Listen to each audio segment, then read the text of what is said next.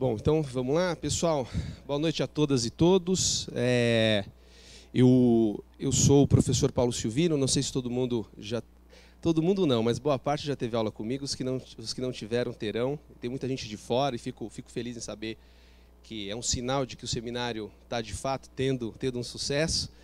E a gente vai dar início ao nosso último evento, o evento de encerramento desse que foi o 7º seminário da FESP. Antes de passar a palavra aos nossos convidados, eu queria rapidamente agradecer as pessoas que ajudaram a gente a fazer esse trabalho durante esses 4 dias. Foi a primeira vez em que eu organizei um seminário na vida e eu acho que deu certo, né? Então, obrigado. Mas eu não fiz isso sozinho, é por isso que eu queria deixar isso claro. Quero agradecer, primeiramente, a todas as monitoras e monitores que eu tive nesses 4 dias, tanto de manhã quanto à noite, que, enfim, foram, sem eles seria impossível, né? Sem vocês seria impossível. E agradecer a direção acadêmica, na pessoa da professora Carla Diegues, que está aqui com a gente, né? E os demais diretores também. Nós tínhamos uma comissão que ajudou a pensar os temas, a dinâmica, etc., e dessa comissão destaco a professora Caroline Freitas, que está aqui com a gente também, que foi fundamental para organizar a cicla, para convidar a Djamila, enfim, né, para ajudar a gente com todo esse processo. E acho, portanto, que a gente teve uma semana bastante produtiva. Foram aí pelo menos 16 grupos de trabalho, 8 minicursos e mais de 160 trabalhos inscritos. Então, de fato, foi uma semana de muita produtividade acadêmica. Eu não pude estar em todos, evidentemente, mas ouvi muita gente que esteve e todo mundo elogiou, coordenadores dizendo que os debates foram bem interessantes. Eu mesmo coordenei um debate ontem bastante interessante, enfim. Então, é isso. Queria só agradecer e passar a palavra aos nossos convidados. A ideia é que a gente faça um debate sobre democracia e o futuro, portanto, dessa nossa democracia às vésperas dessas famigeradas eleições, né? E para isso a gente convidou a Djamila Ribeiro, filósofa. Peço que ela tome assento com a gente aqui. Agradeço a presença, Djamila. Tá? Por favor. Eu quero chamar também um outro convidado, que vale dizer, nosso ex-aluno, o Américo Sampaio, que está à frente lá da Rede Nossa São Paulo. Américo, por favor. Isso aí. E o cientista social mais famoso entre nós, né? Um filho ilustre da região sul, né? É você que está dizendo isso, hein? Chamaram ele de lindo aqui. O professor Aldo Fornazieri, por favor, Aldo.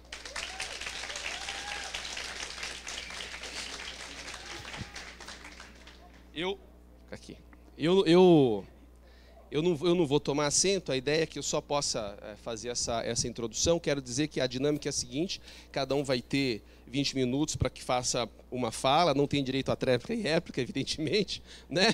Mas depois que todos falarem, a gente vai abrir para que vocês façam perguntas. Uma primeira rodada de três ou 4 questões. Se houverem outras aí, a gente abre novamente, tá? Então é isso, pessoal. Obrigado e bom debate para nós. É isso.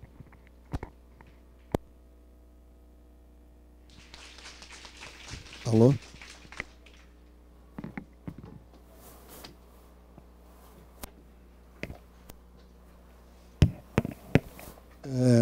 Boa noite a todas e todos. Para mim é uma honra estar aqui com a Djamila e o Américo, que eu acho que os dois são da casa, né? A Djamila já deu vários cursos de extensão aqui e o Américo foi nosso aluno, sempre está aqui frequentando a FESP e assim por diante. Então, é que eu gosto de um púlpito porque eu tenho uma vocação de pastor, alguma coisa assim. Pronto, pastor. E, além do mais, como todos os meus alunos sabem, eu sou muito fã do profeta Jeremias, né? Então,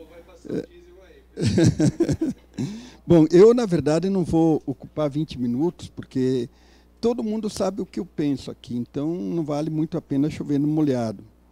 E eu acho que vale mais a pena ouvir a Djamila e o Américo, que vocês conhecem menos, né? E eles estão menos com vocês aqui. Então, na verdade, eu vou fazer uma breve provocação para tentar pautar os dois, né? Mas a Djamila já me advertiu que não vai aceitar a minha pauta, né? Quer dizer, ela vai discordar, então já vai ter um debate. Bom, o tema é democracia, né? E a gente já discutiu muito democracia em sala de aula, todo mundo sabe o que eu penso sobre o Brasil, que o Brasil foi uma república, uma democracia mal fundada, que é um país que não tem futuro. Se não for recriado, refundado, quer dizer, os nossos momentos fundantes foram trágicos.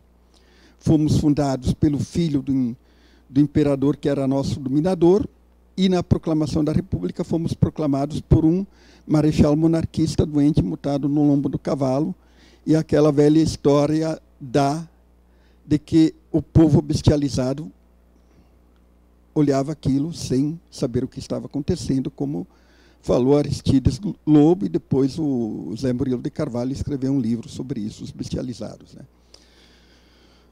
Todos os atos posteriores significativos foram conciliábulos, né? Quer dizer, o Getúlio Vargas, que talvez tenha sido o personagem político que mais tem avançado no sentido de uma refundação do Brasil, terminou também se aliando pelas elites. Os golpes, 64 foi uma reconstituição das elites, o colégio eleitoral foi uma reconstituição das elites, o impeachment contra o Collor foi uma reconstituição das elites, o governo Lula e do PT foi uma aliança entre os pobres e os ricos, e o governo FHC foi uma aliança entre a classe média e os ricos. E depois tivemos a tragédia do impeachment, o golpe do impeachment aí contra Dilma, e uma nova reconstituição das elites. E o próximo governo, seja ele quem for, a não ser que seja o Boulos, vai ser uma nova conciliação. Não tenho dúvidas quanto a isso. Bom, a minha provocação é a seguinte, que eu tenho defendido a tese, quem quiser ler a tese de uma forma um pouco mais aprofundada, ela está nesse livro aqui, lançado por juristas, me convidaram para escrever um artigo, e escrevi falando exatamente da tese que eu penso que ela é constitutiva na nossa situação. O que eu defendo nesse artigo, nesse texto, é que o Brasil é um regime de uma não-democracia e que no Brasil nunca tivemos soberania popular, em momento nenhum. Por que o Brasil não é uma democracia e é um regime de não-democracia? Preliminarmente, o que seria uma não-democracia? Uma não-democracia é um regime que não é uma ditadura, mas também não é uma democracia. E eu penso que o Brasil não é uma democracia pelos 3 elementos fundamentais constitutivos de uma democracia. O primeiro fundamento da democracia diz respeito àquilo que poderíamos chamar de regras procedimentais da democracia. Isso é bastante conhecido na ciência política. Quer dizer, o que seriam regras procedimentais? Seriam eleições periódicas, plurais, livres, diretas, competição aberta entre os partidos, e aí já entramos num problema de não-democracia. A Tabata, que é do PSOL, sabe disso, quer dizer, o PSOL não tem igualdade de disputa com outros partidos. Vejam o Alckmin, aí a desproporção que ele tem de tempo de televisão, de recursos. Não é uma democracia o tipo de disputa que se dá aqui, né? A efetividade dos mandatos, a perspectiva dos mandatos chegarem até o fim, que também é uma coisa que falha, porque a Dilma foi derrubada por um golpe sem crime de responsabilidade. Enfim, a igualdade do voto, que também é uma coisa questionada, principalmente no voto proporcional, na medida em que há uma desproporção da representação dos estados no Brasil. Elevado o número de cidadãos votando. Agora vocês viram ontem, por exemplo, os próprios tribunais superiores cassaram o direito de voto de 3,4 milhões de pessoas. É gravíssimo, porque, vejam o seguinte, quer dizer, eu sou a favor do recadastramento biométrico. Agora, detectado o problema de que gente não se cadastrou, qual que deveria ser o procedimento dos tribunais? Garantir o voto daqueles que não se cadastraram, porque pela Constituição e pelo significado de uma comunidade política e de um regime democrático republicano, nenhum poder pode atentar contra direitos dos cidadãos.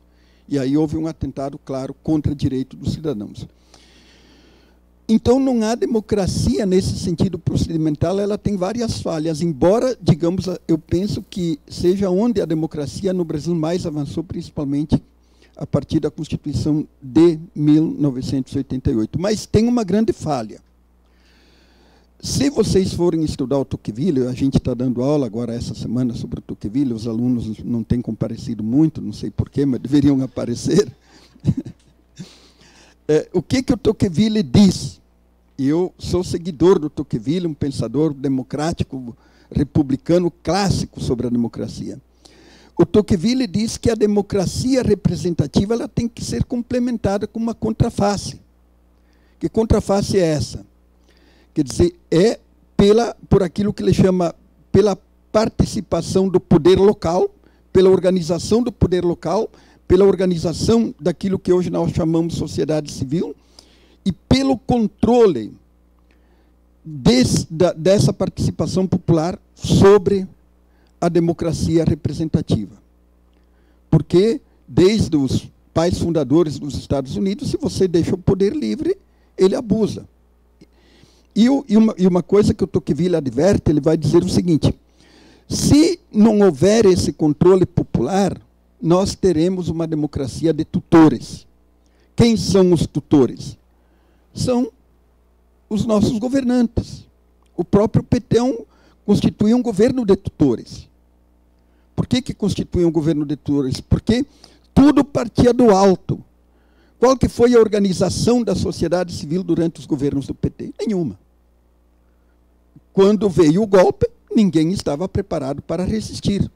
Porque os nossos governos, sejam de direita, de centro ou de esquerda, são governos de tutores. E isso não é uma democracia. Para que haja democracia, tem que haver o controle popular do sistema representativo, senão não é uma democracia. O segundo fundamento, e nós sabemos aqui ainda no primeiro fundamento, a questão da fragilidade histórica da sociedade civil brasileira, os sindicatos cartoriais, tudo mais e tal, nada funciona, tudo é burocratizado e assim por diante. Vide o que aconteceu no impeachment. Os setores populares não tinham força organizada para se contrapor ao golpe.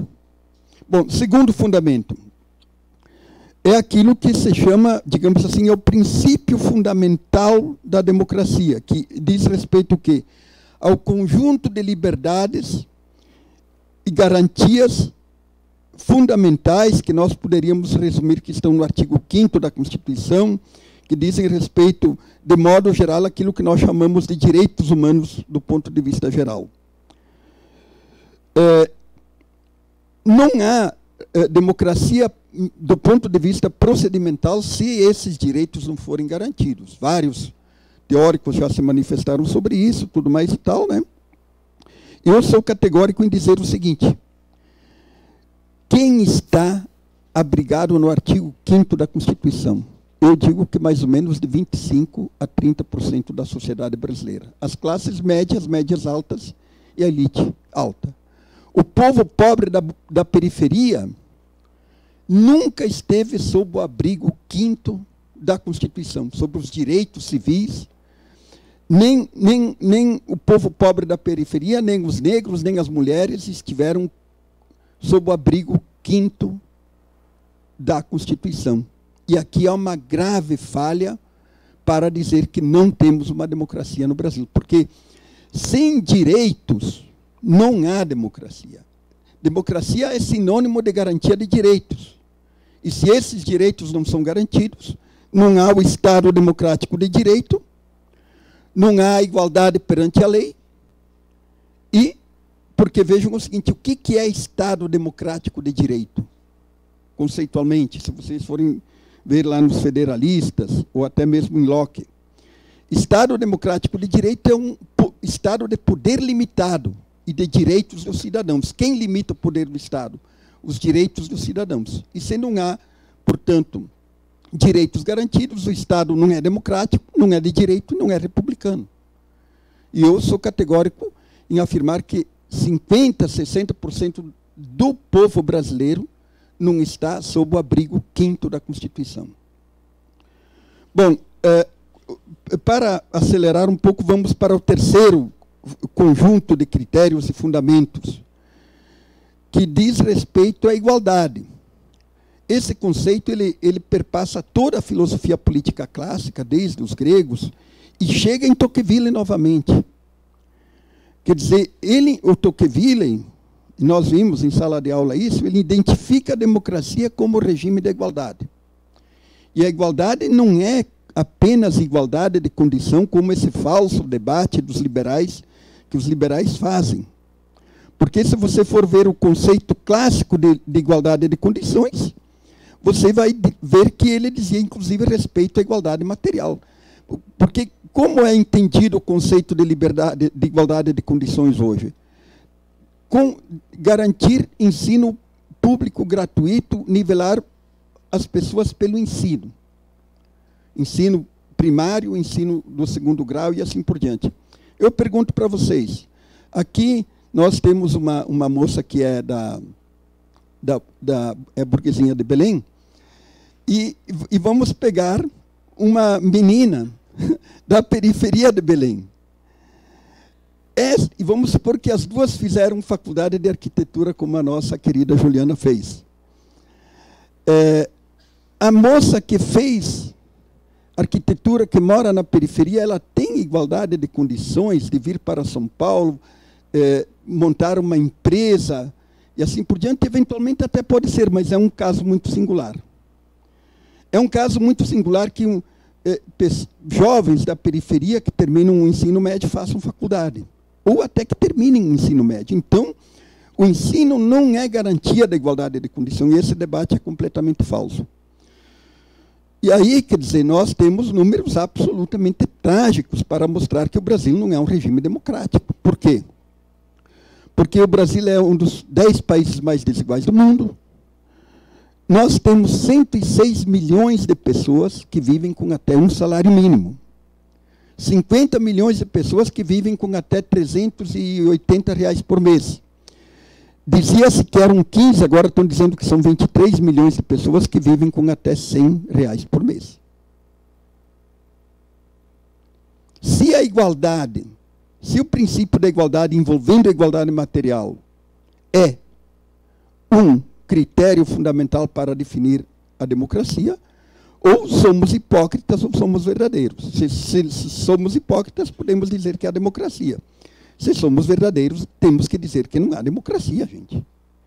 Fora, porque, vejam o seguinte, um outro dado impressionante é que a renda média do brasileiro, o ano passado, foi de R$1.268, a renda média do brasileiro. 6 famílias concentram 50% da riqueza do Brasil. É uma verdadeira tragédia, gente. Eu digo que 50, 60% da população vive em condições de vida muito precárias. Para vocês terem uma ideia, para vocês terem uma ideia, 90% da população brasileira tem uma renda igual a R$3.600 e poucos reais. O auxílio moradia de um juiz é de R$4.380. Quer dizer, o auxílio moradia de um juiz é maior do que a renda de 90% da população brasileira. Quer dizer, isso é um escárnio. E no rastro dessa desigualdade, quer dizer, nós temos todo tipo de tragédia. A tragédia da violência, com 64 mil mortos. O 5º país que mais mata mulheres no mundo. O 7º país que mais mata jovens no mundo. E assim vai. Quer dizer, é um país de extrema violência. Nós estamos vivendo uma guerra social civil não declarada. Matamos mais do que países em guerra.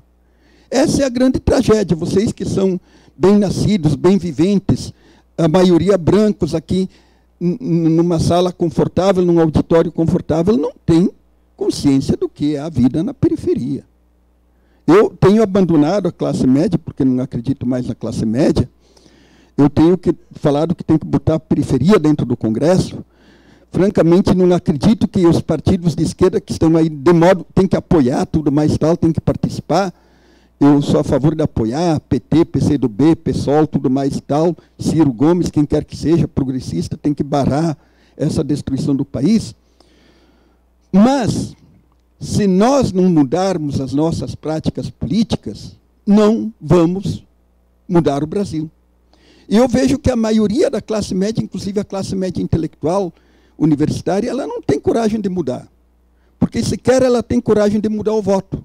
Ela vota para um candidato universitário, bem-nascido, classe média, e assim por diante, e não vota numa pessoa negra, numa mulher, num negro, num periferia, num favelado. Não vota. Não tem coragem. Nós estamos amarrados numa estrutura onde a própria esquerda é a cereja do bolo da dominação das elites. Eu quero firmar essa tese aqui. E quero pesquisar um pouco mais essa tese aqui, como quero aprofundar essa tese de que o Brasil é um regime de não democracia. Por fim, a questão da soberania. Vejam o seguinte, quer dizer, se vocês forem estudar os clássicos, eu adoro os clássicos porque eles, a cada dia, são uma denúncia contra a democracia existente. O Locke dizia que, em última instância, a soberania estava na comunidade política e não no parlamento. E, em última instância, a comunidade política ela tinha o poder de destituir o parlamento e recuperar a soberania para si, para reconstituir o governo. Inclusive, ele pregava o direito de rebelião. Os federalistas, quando fizeram a Constituição, e aí até o mais conservador deles, que era o Alexander Hamilton, ele entendia que ou a Constituição ela passava pelo crivo popular, ou ela era falha no sentido de expressar a soberania do povo.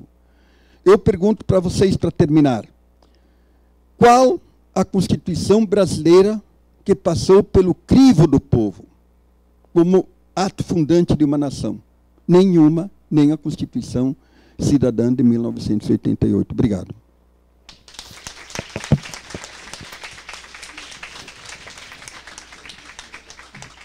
Bom, então, agora eu vou assumir o papel de mediador e vou passar a palavra para a Djamila. Obrigada, professora, pela aula. Obrigada, Américo. Quero agradecer à professora Carol Freitas, parceira. Uma salva de palmas para a Carol, gente. Aliada. Carol é uma grande professora, uma intelectual brilhante que vem fazendo uns debates tão importantes. A gente sabe o quanto que ainda a nossa grade curricular é eurocêntrica, né, e acaba não contemplando outros sujeitos também que produzem conhecimento, e a Carol tem feito aí um trabalho essencial e fundamental para isso. Obrigada, Carol. É um prazer estar aqui novamente. A FESP é meio como minha segunda casa, porque eu participei da primeira cicla, né, como a Carol me lembrou bem. Hoje já estão na quinta, né? Eu participei da primeira, já participei de seminários, já dei cursos aqui.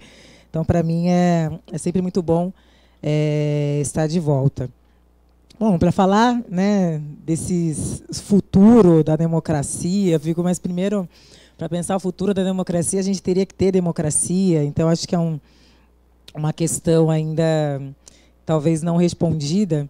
Mas eu gosto muito do que o Boaventura Souza Santos, que é um autor que eu gosto bastante, na sua obra Difícil Democracia, Reinventar as Esquerdas, né, que ele usa o conceito de democracia de baixa intensidade, que seria o que a gente vive no Brasil.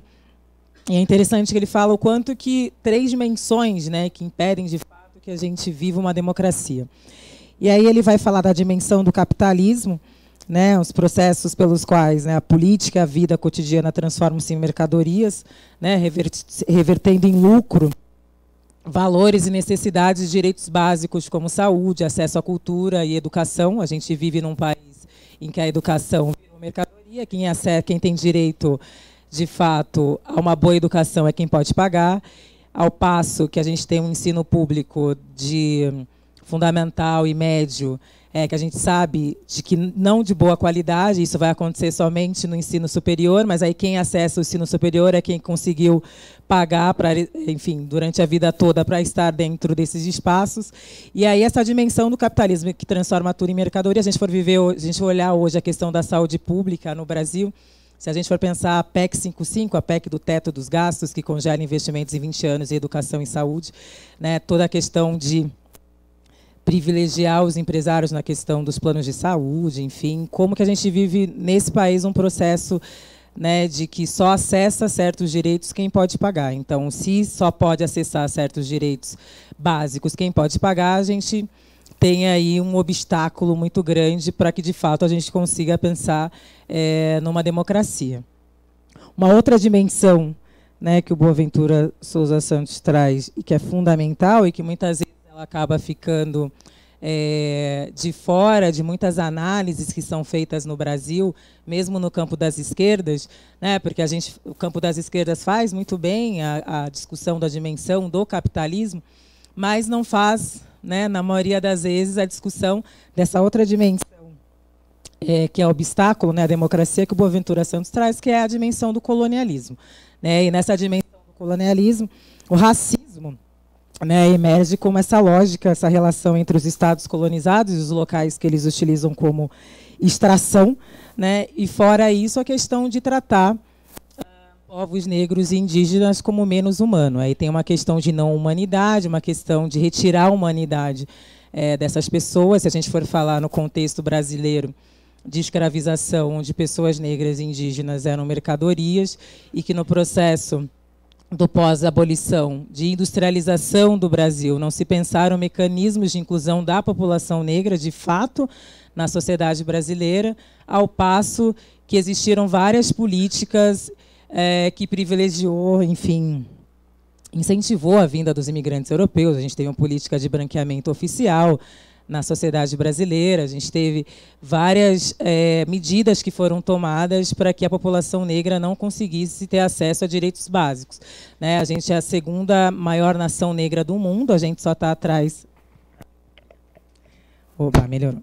A gente só está atrás da Nigéria, a gente é a segunda maior nação negra do mundo, mas que essa grande massa de população negra não tem acesso a direitos básicos, né? Então, se a gente for olhar desde todas as medidas que foram feitas, né, todos esses processos de pós-abolição, industrialização, em que a população negra não teve, de fato, acesso a direitos básicos, a Lei de Terras de 1850, que é uma lei que criou a elite fundiária no Brasil, e que essa lei ainda é determinante para muitos dos problemas que a gente tem de terras, de distribuição de terras no Brasil, essa lei de 1850, mas ao passo...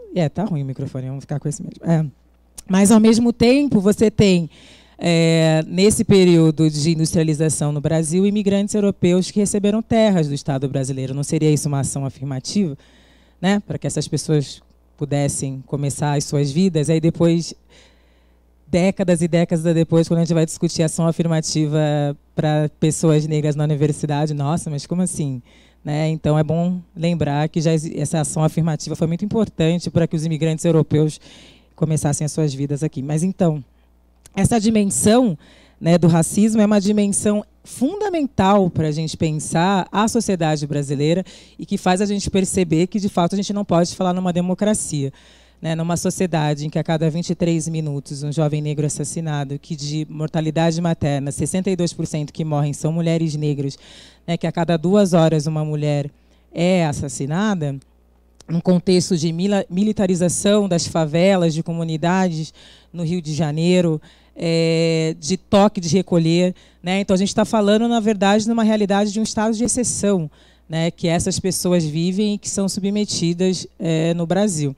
Então, quando as pessoas falam, nossa, mas hoje no Brasil está tudo muito difícil, o ódio, como se fosse uma coisa nova, né, no Brasil, quando a gente foi o último país do hemisfério ocidental a abolir a escravidão e depois um país que teve mais de 20 anos de ditadura, e no fim da ditadura, né, como diz o Edson Telles, professor de filosofia política da Unifesp, a gente não teve um processo de ruptura, a gente teve um processo de continuidade, né, desses processos. Então, essa dimensão do colonialismo é essencial e é um obstáculo, né, muito grande para que, de fato, a gente possa falar em democracia. E aí, quando a gente fala da questão do racismo, né, como estrutural e estruturante da sociedade brasileira, que estrutura, né, as desigualdades, a gente não pode esquecer que a gente vive num país que criou o mito da democracia racial, né? A gente não tem nem democracia, quiçá democracia racial, mas que foi fundado nesse mito da democracia racial, e como que esse mito da democracia racial foi fundante, né, para maiores mazelas que a gente tem hoje. Quanto que o Estado brasileiro demorou para se assumir um Estado racista, né? O Brasil só foi assumir que a escravidão foi um crime contra a humanidade, um crime lesa humanidade, no documento assinado na Conferência de Durban em 2001, na África do Sul, 2001. E aí se comprometendo, porque o Brasil é signatário de vários documentos, mas só é signatário, né? Isso não significa muita coisa. Mas nesse documento da Conferência de Durban, que o Brasil é signatário, se comprometendo a criar ações de reparação, se comprometendo, assumindo, né? Porque a partir do momento que se assume, tem que criar reparações, mas a gente vê que ainda muito aquém, muito aquém do ideal. Uma outra questão que ainda impede, né, que a gente fala em democracia, quando a gente pensa o número do encarceramento da população negra na sociedade brasileira, e que ano passado aumentou em 500% o encarceramento de mulheres negras, e a questão de lei de drogas, essa guerra às drogas, que é o grande motivo que se utiliza para toda essa matança da juventude negra, porque daí não é guerra às drogas, são guerras às pessoas, né, como se essa criminalização das periferias, essa criminalização, e quem são as pessoas que vivem nesses espaços, né, periféricos, como se esse debate das drogas, que é um debate fundamental e que a esquerda ainda peca muito em fazer esse debate, né, de que, de fato, a gente precisa fazer um debate sincero e honesto, sem transformar isso numa questão moral, mas numa questão política que vem encarcerando em massa a população negra e que vem assassinando em massa, exterminando em massa a população negra no Brasil. Então, esse debate do colonialismo, os resquícios do colonialismo, o quanto que a sociedade brasileira ainda é colonial, né? Então, se é uma sociedade extremamente colonial, de uma mentalidade ainda muito forte de casa grande senzala, como é que a gente pode falar em democracia nesse contexto em que, por mais que a população negra seja a maioria da população brasileira, não está esse reflexo não acontece nos espaços de poder, né? Então, que democracia é essa onde essa população não está, né, em grande maioria, seja em cargos na política institucional, porque a gente sabe que, enfim, tem todo um poderio econômico que determina quem vai se eleger ou não, esse sistema que a gente tem extremamente injusto, que não se tem condições iguais e de oportunidades iguais, e isso a gente olhando em todos os outros espaços na sociedade brasileira. Onde estão os negros, né, que é uma pergunta que muito interessante, não sei se vocês já viram essas faixas, né, que o Bartolomeu faz de algumas intervenções, né? Onde estão os negros no Brasil? A gente sabe onde estão os negros, né? O grupo que tem que está, né, na faixa dos índices mais baixos de desenvolvimento humano. E é importante também falar dos povos indígenas, né? Como é que a gente pode falar em democracia, né? A gente já teve por volta de 3 milhões de pessoas indígenas no Brasil, hoje a gente tem por volta de 800 mil. Né, que comprova também esse extermínio sistemático de pessoas indígenas ao longo dos tempos. A gente tem a gente tem 305 etnias indígenas, né, segundo os dados oficiais. Mas se eu perguntar para vocês o nome de 5 etnias indígenas, provavelmente vocês não vão saber me falar de 5 etnias indígenas. Né, o quanto que esse processo do colonialismo, né, que essa dimensão do colonialismo apaga sistematicamente não a contribuição da população negra e indígenas, porque não é contribuição, é a fundação, né, porque é fundamental, não é uma mera contribuição, não é uma mera assimilação ao projeto das pessoas brancas no Brasil. Então, esse processo também do colonialismo, essa dimensão do colonialismo vem sistematicamente exterminando povos indígenas, exterminando suas culturas e, como diz bem Abdias do Nascimento, no livro Genocídio do Negro Brasileiro, que é uma obra importantíssima, que foi publicada há 2 anos, se eu não me engano, pela Perspectiva, genocídio não é só o extermínio físico, né, o aniquilamento moral, intelectual, político de um povo. Quando você mata uma cultura, você mata um povo, né? E quantas línguas indígenas já foram assassinadas, quantas culturas indígenas foram assassinadas. Porque essa dimensão do colonialismo é uma dimensão que homogeneiza, e ao homogeneizar o sujeito negro, o sujeito indígena, retira a humanidade. Trata-se como se fossem todos iguais, né? Então, o Achille Mbembe, um filósofo camaronês, que eu tenho lido muito, vai falar dessa questão da invenção do negro. E aí a gente pode pensar também na invenção do indígena dentro desse processo colonial, né? Porque é uma invenção, porque antes do processo de escravização, éramos Bantu, Swahili, Xhosa, Zulu e várias outras etnias. No processo de escravização vira o negro, né? Pessoas de culturas diferentes, línguas diferentes se tornam uma coisa só, retira-se humanidade, e essa lógica perdura até hoje dentro da nossa sociedade. Ao passo que a gente enxerga uma pessoa negra, a gente já imagina coisas sobre ela, e isso não é à toa, ao passo que em relação a pessoas brancas isso não vai acontecer. Então eu estou me demorando muito nessa dimensão do colonialismo, porque é uma dimensão tão fundamental e que vem sendo negligenciada, mesmo pelas esquerdas, esse debate, de fazer o debate do racismo como estrutural e fundante, e não como secundário, e não como uma questão que vem depois da classe, e não como uma questão que o debate é de classe, porque discutir classes. E a nossa perspectiva é, no Brasil, não tem como a gente discutir classe sem discutir raça, né? A nossa discussão é que essas duas perspectivas elas estão entrecruzadas e interligadas, né? É mais uma dimensão. Pensar capitalismo e tem que pensar colonialismo e racismo. É que chega na terceira dimensão que o Boaventura Santos vai trazer, que impede, né, que de fato a gente tenha uma democracia, que é a dimensão do patriarcado, né, que se interliga com as outras duas dimensões, né, do capitalismo e do racismo, transformando os corpos das mulheres em mercadoria e transformando as mulheres em objetos de violência, também colocando as mulheres nessa situação de não humanidade. E no Brasil, essas 3 dimensões são cruciais para a gente pensar a sociedade brasileira. Então, dentro da nossa perspectiva, e agora indo para as feministas negras, não tem como pensar raça, classe e gênero de maneira separada.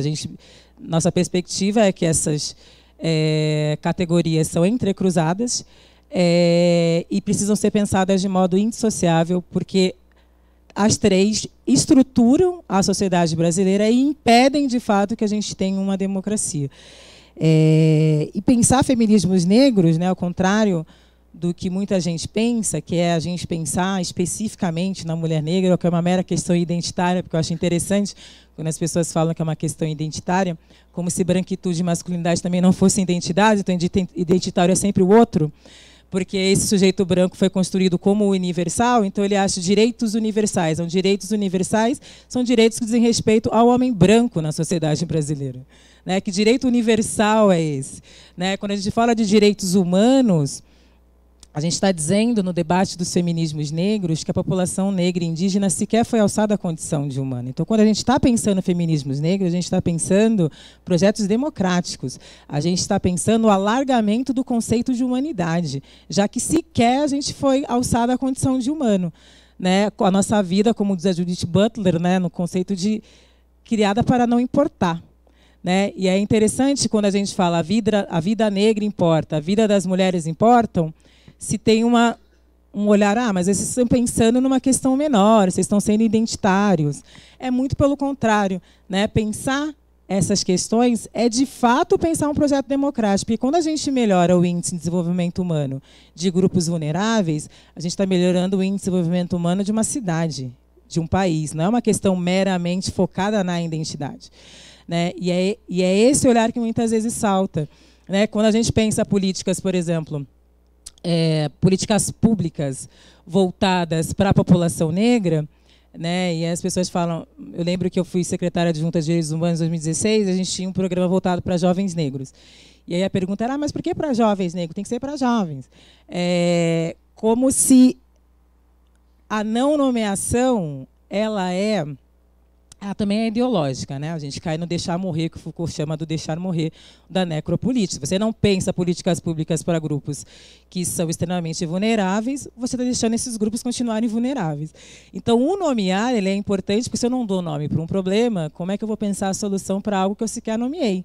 Né? Um exemplo prático, né? Segundo o mapa da violência de 2015, havia diminuído em 10% assassinatos de mulheres brancas e aumentado 54,5% de mulheres negras. O que isso nos diz? Nos diz que, na hora de pensar políticas de enfrentamento à violência contra a mulher, não se teve um olhar ético e racial na hora de pensar essas políticas. Né? Porque é só dizer, pensar que é só acessar um sistema de justiça, que é um sistema de justiça burguês, que não foi feito para atender essas populações, não é pensar de forma democrática.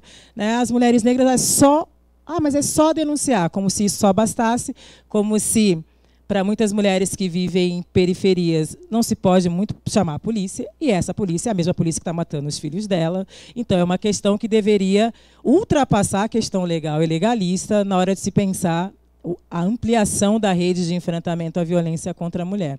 Então, sempre que se pensa em direitos, a gente usa como quem é a norma na sociedade, que é o homem branco heterossexual. Né? E se essa é a norma na sociedade, é possível falar em democracia. Se esse sujeito branco, né? Porque aí é o incômodo quando a gente fala, você é branco. Mas eu não sou branca. As pessoas ficam com raiva quando a gente fala que elas são brancas. Gente, vocês são brancas. Né? Tipo, mas como assim é branco? É branco.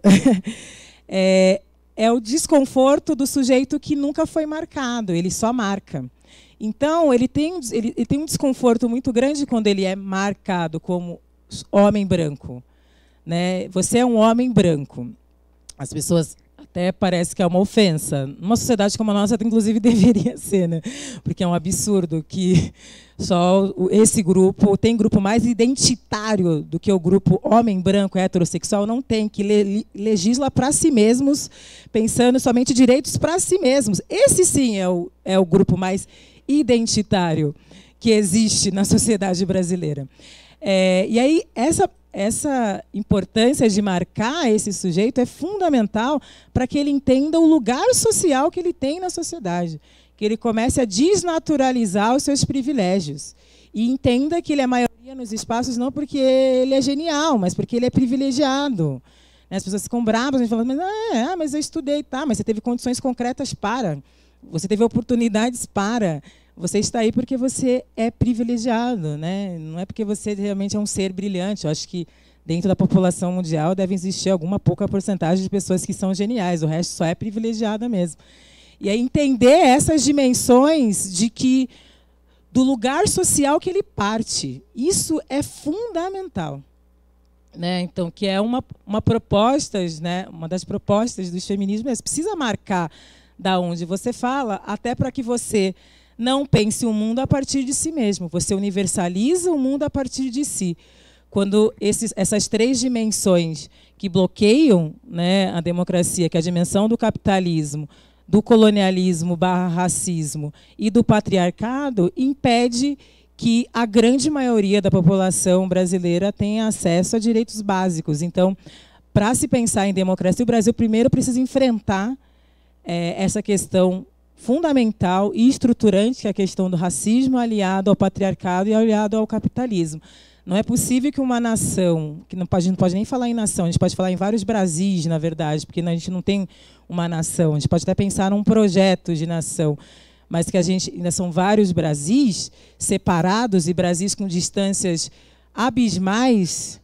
É necessário que a gente enfrente esse debate com seriedade e não como uma questão secundária, ou não uma questão menor, ou uma subclasse da classe, e tantas outras coisas que são inventadas, ou pós-moderno, sei lá o que eles querem dizer com isso, pós-moderno, fazer o debate na negritude é pós-modernismo.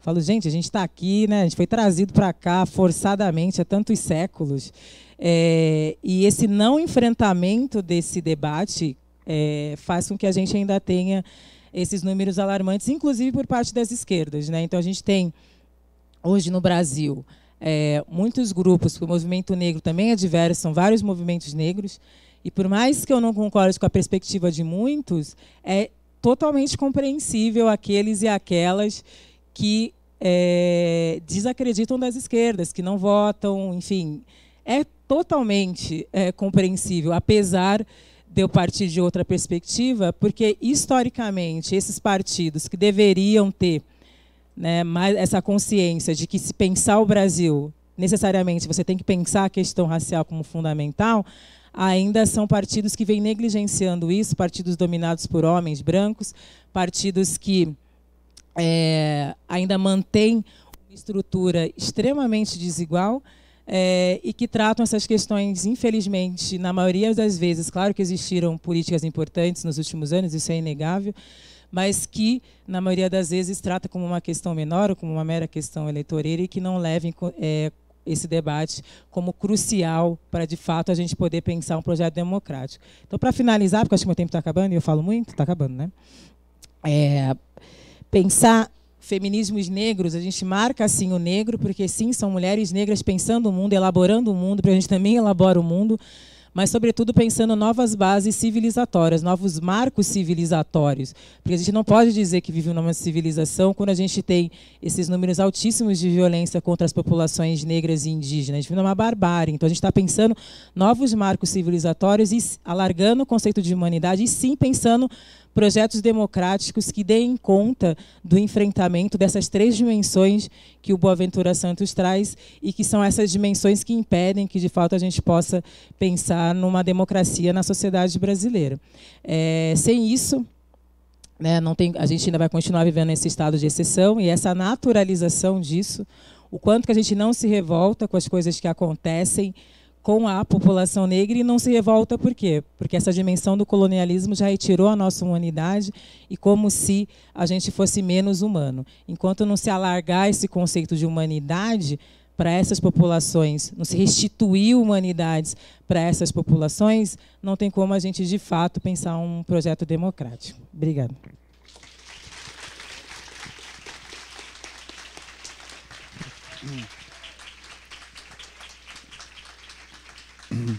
Obrigado, Djamila. Fiquei contente porque, por caminhos totalmente diferentes, chegamos à mesma conclusão. Então, o Américo, né, eu queria só falar uma palavrinha a respeito do Américo, que eu acho que hoje ele ocupa uma posição de destaque na Rede Nossa São Paulo, e isso tem que servir de estímulo aos nossos alunos. Porque, quer dizer, os cursos de Sociologia, Filosofia, História, normalmente não são muito bem vistos, mas a Carla, que está aqui, sabe que a Sociologia é um curso de futuro, de muito futuro. Então, eu acho que o exemplo de sucesso do Américo, ao ocupar uma posição muito importante na cidade de São Paulo, porque ele tem, inclusive, uma voz pública na CBN toda semana, tem que servir de estímulo aos nossos alunos, não é verdade, Paulo?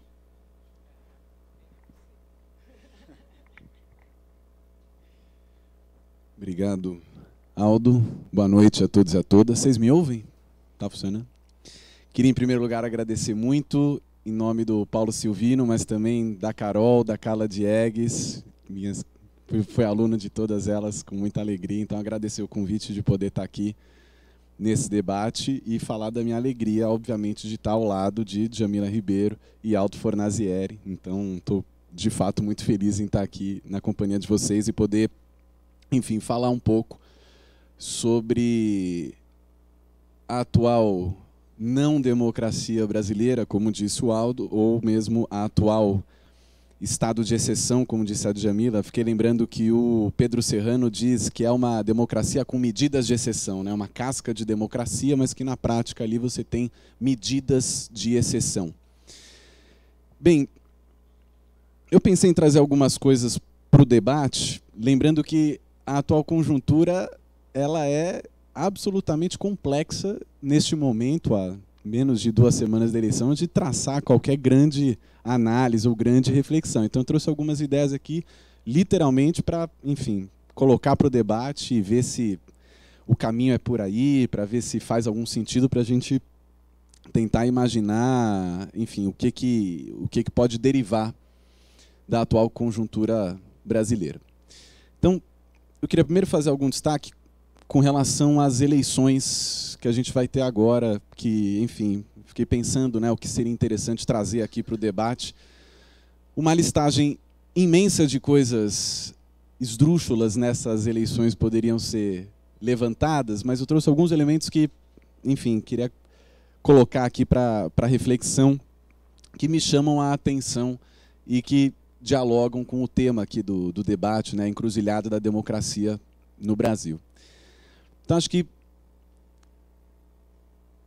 em primeiro lugar, tem um elemento nessas eleições que eu acho bastante interessante. Se as pesquisas de intenção de voto estiverem corretas, e, de fato, a gente tem aí os 2 primeiros colocados, né, entre o Bolsonaro e o Haddad, se confirmar essa tendência, me chama a atenção nessas eleições que será a 5ª derrota consecutiva do campo de direita, centro-direita. E isso é um marcador nessas eleições porque, de um lado, traz esse debate que é, bem, o que esse setor da elite anda fazendo de tão errado que perde 5 eleições consecutivas? E, de outro lado, traz à tona também a reflexão que é, bem, o que acontece com esse setor da elite depois que ela perde 5 eleições consecutivas. Então, quando nós vemos que praticamente 1/3 do eleitorado brasileiro está, pelas pesquisas, reforço, depositando suas fichas num projeto que, eu não sei se a gente fala que flerta com fascismo, é fascista, é proto-fascista, enfim, não sei a melhor definição, mas 1/3 do eleitorado que aposta num projeto de ampliação da desumanidade, me parece que o fato de 5 derrotas consecutivas desses setores da elite, de direita, centro-direita, sendo derrotados, traz um certo deslocamento. E o segundo ponto que me chama a atenção nessas eleições não é de agora, já vem de algum tempo, mas eu acho que é importante destacar que nós temos na conjuntura brasileira uma direita organizada, mobilizada, ou seja, movimentos sociais de direita, assumidamente de direita, que é uma coisa também que a gente não costumava ver. O que eu estou querendo dizer não é que eles nasceram agora e agora temos a direita, ela sempre existiu, o campo conservador. Mas me chama a atenção o fato de que, neste momento, nós temos caracterizados movimentos de direita, que se organizam, estão mobilizados, têm toda uma forma de organização e se colocam, de fato, para fazer a disputa à direita do espectro ideológico. Nesse contexto dessas eleições, me parece que, a partir do segundo turno, a partir do primeiro, mas fundamentalmente a partir do segundo, um realinhamento das forças políticas no Brasil vão acontecer, não dá para saber exatamente como que isso vai se dar, mas esse realinhamento das forças políticas a partir das eleições, então a consolidação de um governo eleito por meio do voto, diferente do Michel Temer, a consolidação de todo esse caldo político a partir do processo eleitoral, me parece que o campo da centro-direita sairá derrotado desse processo, independente de quem ganha as eleições. No entanto, o campo da extrema-direita vai sair fortalecido. Então, esse certo deslocamento que há de alguns setores da elite, enfim, setores do mercado, etc., me chamam a atenção para pensar um pouco o tema do debate da encruzilhada e da democracia, porque eu arriscaria dizer que alguns elementos que nós estamos mais habituados a observar do ponto de vista da movimentação política no Brasil devem se alterar radicalmente. a partir do impeachment da Dilma e até aqui, me parece que nós temos um encerramento do ciclo progressista brasileiro. Então, o ciclo progressista, que está longe de ser o que nós gostaríamos que fosse um ciclo progressista no Brasil, mas um ciclo progressista que vai se encerrando, vai se esgotando, um realinhamento de forças, um derretimento da centro-direita e, ao mesmo tempo, um fortalecimento da extrema-direita, um terço do eleitorado apostando num projeto altamente desumano, violento, agressivo, tudo que a gente quiser falar.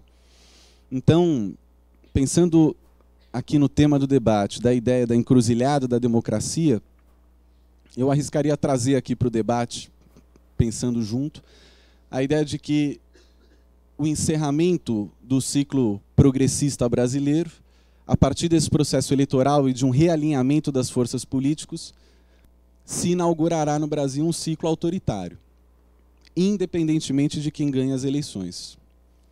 Esse não é um fenômeno brasileiro, obviamente, nós estamos vendo isso acontecer em diversos lugares do mundo, mas me parece, para debater esse tema da encruzilhada da democracia, me parece importante trazer essa reflexão à tona. Então, de um encerramento de um ciclo progressista brasileiro e de abertura de um ciclo autoritário. Então, o que eu estou querendo chamar a atenção desse ciclo autoritário, se é que a gente pode chamar assim, estou nomeando para facilitar aqui a reflexão. Então, esse ciclo autoritário, como o Aldo já disse, a Djamila já disse, me parece que vai haver uma ampliação da esfera de desumanidade. Porque esse ciclo autoritário não é uma novidade, como a Djamila e o Aldo já colocaram aqui. A ideia da desumanidade, de uma atuação estatal desumana, já acontece no Brasil, nas periferias, em setores, nas periferias urbanas, em algumas áreas rurais da cidade, a luta por terra, etc. Quer dizer, já há uma estrutura desumana no Estado brasileiro. É da sua natureza, da sua Constituição. Tudo que a Djamila já colocou aqui. O que eu estou querendo chamar a atenção é que talvez nesse ciclo autoritário que se abre, haja uma ampliação da esfera da desumanidade. Então, o que a gente vem vendo do ponto de vista de perseguições, assassinatos, etc., que num ciclo progressista talvez estivesse muito restrito à população negra, periférica, as mulheres, etc., num ciclo autoritário talvez a gente tenha uma ampliação dessa esfera de desumanidade, ou seja, o que acontece nas periferias tem a chance de talvez se ampliar para outros setores. Então, estou falando isso porque não é necessariamente, enfim, só para não caracterizar como tudo sendo novidade. Então, agora estamos entrando num processo onde o Estado vai ser violento. Ele já é, isso já é a realidade. Acontece que nesse novo ciclo autoritário, você tem uma ampliação da esfera da desumanidade, abarcando outros setores da sociedade. Outro elemento que eu chamaria a atenção é que, se você pega de 2016 para cá e analisa o que as câmaras municipais dos grandes centros urbanos vêm produzindo, eu acho que é um ensaiozinho do que a gente pode prever do próximo Congresso Nacional.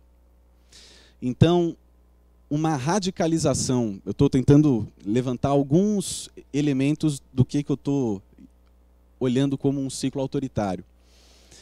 Se você olha o perfil dos prefeitos eleitos, por exemplo, dos grandes centros urbanos. Então, a gente teve o João Dória aqui em São Paulo, teve o Crivella no Rio de Janeiro, teve o Marquesan em Porto Alegre, teve o Calil em BH, teve o ACM Neto em Salvador, estou pegando os grandes centros urbanos brasileiros.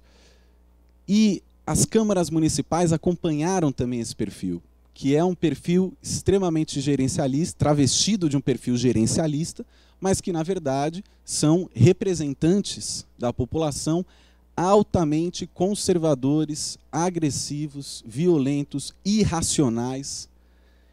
Tem crescido esse perfil de parlamentar nas câmaras municipais dos grandes centros urbanos.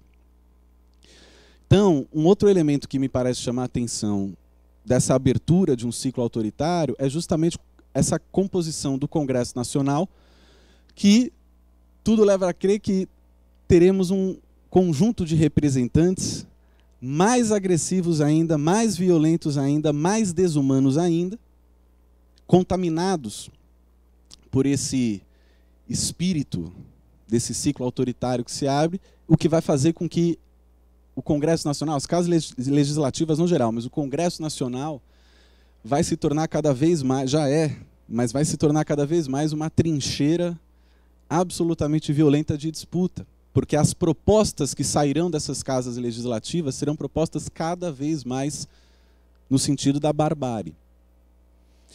Então, esse deslocamento do campo conservador, de alguma forma também vai condicionar esse ciclo autoritário, que acho que é outro elemento que talvez vá caracterizar o próximo período, que é justamente o fim da ideia da conciliação de classes, que foi a ideia de uma conciliação entre as classes. Como o Aldo disse, em todos os regimes e governos que nós tivemos no Brasil, o elemento da conciliação é sempre presente, e não apenas sempre presente, mas ele é sempre um marcador.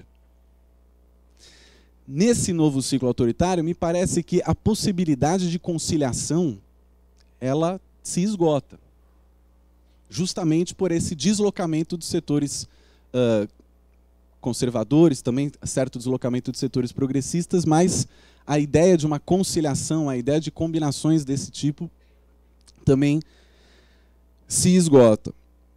E, ao mesmo tempo, eu acho que um outro ponto que reforça a ideia de abertura de um ciclo autoritário vai ser justamente uma patrulha institucional do ponto de vista dos comportamentos muito forte. Reforço, isso já existe no Brasil, mas eu estou identificando um pouco que talvez haja uma ampliação dessa patrulha dos comportamentos. Então, questão de drogas, questão relacionados a uma agenda vasta no que diz respeito aos marcadores sociais, quer dizer, vai ter uma patrulha muito maior nesse sentido. Então, enfim, vem tudo aí a questão da escola sem partido, um fortalecimento da ideia de que é ideologia de gênero, todas essas coisas todas vão avançar. E meu medo maior é que todo esse debate existente hoje na sociedade, mas que talvez vá marcar esse ciclo autoritário que a gente parece estar entrando, é justamente o fato de que nesse novo Congresso Nacional e todas as mobilizações políticas que estão acontecendo à esquerda e à direita, que isso cada vez mais vai se conformando como um projeto nacional, um projeto de país. Porque uma elite que perde 5 vezes consecutivas a eleição, talvez seja uma elite que não consegue ter um projeto de nação, não apresenta nada. É uma elite que está preocupada com seus privilégios e com seus lucros e faz uma disputa dentro do processo eleitoral baixa, mas que na prática não consegue galvanizar de alguma forma um projeto de país. Então, meu receio é um pouco que, falando um pouco do tema aqui da encruzilhada da democracia, o meu receio é que a combinação desses elementos todos, somado ao antipetismo, etc., não estou nem entrando por aí, teria uma lista vasta de coisas a elencar nesse ponto, mas me preocupa a possibilidade da gente ter a consolidação de algum tipo de projeto mais bem estruturado de país. Uma preocupação que eu estou dividindo aqui. Então, acho que, do ponto de vista desse ciclo autoritário, entra um pouco numa disputa de duas narrativas, assim, do ponto de vista mais global, que é o que já vem acontecendo e muitos candidatos vêm vocalizando isso, que o problema do Brasil é que ele tem democracia demais, é muita democracia, é muita liberdade, é direito demais. Então, setores conservadores que trazem justamente essa narrativa, o problema é a democracia. Eu lembro da fala do Bolsonaro que ele fala: o trabalhador vai ter que escolher se ele quer emprego sem ter nenhum direito ou se ele quer todos os direitos garantidos, mas aí não tem emprego. Essa é a tônica do Bolsonaro. Então, a ideia de que é muita democracia no Brasil e por isso a crise econômica e por isso os problemas que nós temos, etc. Então, isso de um lado. E do outro lado, o que setores do campo progressista vêm cada vez mais vocalizando, que é a ideia de que o problema do Brasil é privilégios demais, e não democracia demais, mas privilégios estes que a Djamila já pontuou aqui bastante. Então, essa disputa de que é mais democracia ou menos democracia, é mais privilégios ou menos privilégios, fico com a impressão que talvez esse seja um pouco a tônica do que a gente vai ver dentro dos parlamentos e como que isso vai se suceder a partir do próximo período. O desafio aqui, bom, sábado tem ato, então a força para conseguir barrar o coiso. Mas eu acho que a conjuntura ela é tão perigosa nesse sentido que é importante destacar que o fascismo não vai ser barrado nas urnas. A urna é o primeiro passo, sem dúvida nenhuma, mas a eleição por si só não vai ser o elemento que vai barrar esse ciclo autoritário. Nesse novo contexto, me parece que vai ter um desafio grande para o campo progressista, que é conseguir tirar da institucionalidade os conflitos sociais e fazer com que eles voltem para as ruas. O que significa que o Partido dos Trabalhadores vai ter um grande desafio, que é de se reinventar. Vai ter um grande desafio, que é conseguir pensar uma outra forma de fazer mandatos parlamentares, governos, tirar dessa institucionalidade, voltando um pouco para essa disputa, porque vai se dar nas ruas. Os parlamentos vão ser um pouco uma trincheira estratégica, mas não vai se resumir para aí. Esses conflitos que tendem a aumentar vão transbordar os parlamentos e voltar para as ruas. Então, o campo progressista dos partidos, me parece que o PT vai ter que reinventar o seu processo de atuação parlamentar, e acho que o PSOL também vai ter um desafio, que é se colocar um pouco como uma alternativa, como um ator mais substantivo no processo, já vencendo com a bancada que tem no Congresso, mas vai ter vamos dizer, essa responsabilidade no próximo período também de avançar nesse sentido. E aí, nesse contexto, e dialogando aqui com o tema da encruzilhada da democracia, acho que a pergunta que fica, que eu não tenho a resposta, obviamente, mas é como fazer com que a sociedade não embarque num projeto autoritário.